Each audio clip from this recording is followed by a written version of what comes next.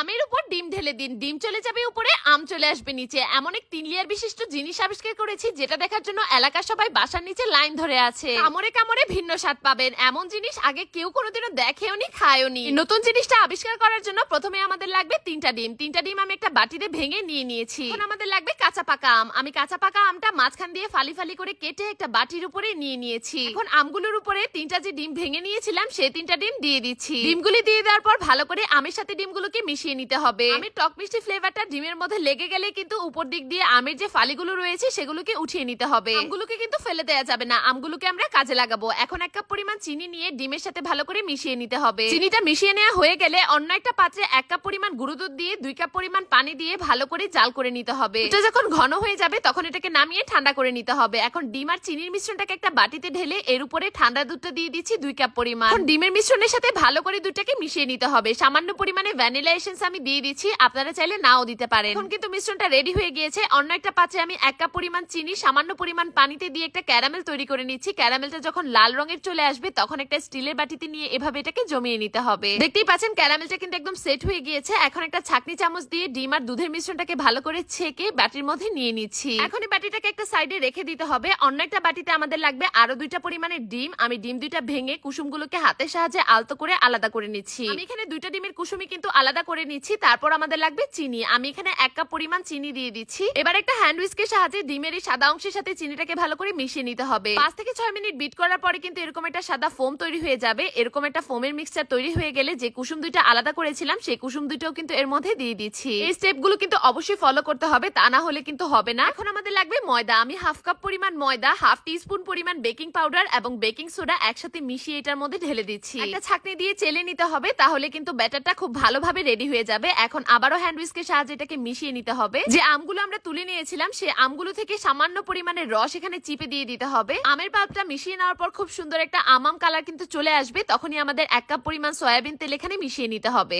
ব্যাটারটা যখন এই কনসিস্টেন্সি চলে আসবে তখনই কিন্তু এটা বিট করা বন্ধ করে দিতে হবে। এখন যে ডিম আর দুধের মিশ্রণটা আমরা ঢেলে নিয়েছিলাম বাটিতে, সেই মিশ্রণের উপর আলতো করে এই মিশ্রণটাকেও ঢেলে নিতে হবে। কোনো বাবল থাকলে সামান্য পরিমাণ ড্যাব ড্যাব করে একটা পাত্রের মধ্যে একটা স্ট্যান্ড বসিয়ে এর মধ্যে পানি দিয়ে দিচ্ছি। পানিটা এমন ভাবে দিব যাতে পাত্রের গায়ে লেগে থাকে। ঢাকনা দিয়ে এটাকে 40 মিনিটের জন্য কুক করতে হবে। 40 মিনিট পর একটা কাঠি ঢুকিয়ে দেখে নিতে হবে। কাঠিটা যদি ফ্রেশ বের হয় তার মানে এটা হয়ে গিয়েছে। এখন বাটিটাকে নামিয়ে একটা ছুরি দিয়ে ধারগুলো কেটে নিয়ে এটাকে মোল্ড আউট করে নিতে হবে। এরপরে কিন্তু দেখতে পারবেন 3 লেয়ার বিশিষ্ট খুব সুন্দরী একটা কেক পুডিং রেডি হয়ে গিয়েছে। এটা কেটে নেওয়ার পর ভেতর থেকে কিন্তু এর আসল কালারটা দেখা যাবে। 3টা লেয়ার কিন্তু হয়ে গিয়েছে, দেখতেই পাচ্ছেন। এই জিনিস কিন্তু সচরাচর দেখা যায় না। নরমাল পুডিং তো আমরা সবাই খেয়েছি, কিন্তু এরকম কেক পুডিং কে কে খেয়েছে? বড় বড় হোটেল রেস্তোরাঁ গুলোতে এরকম পুডিং দেখিয়ে দেখিয়ে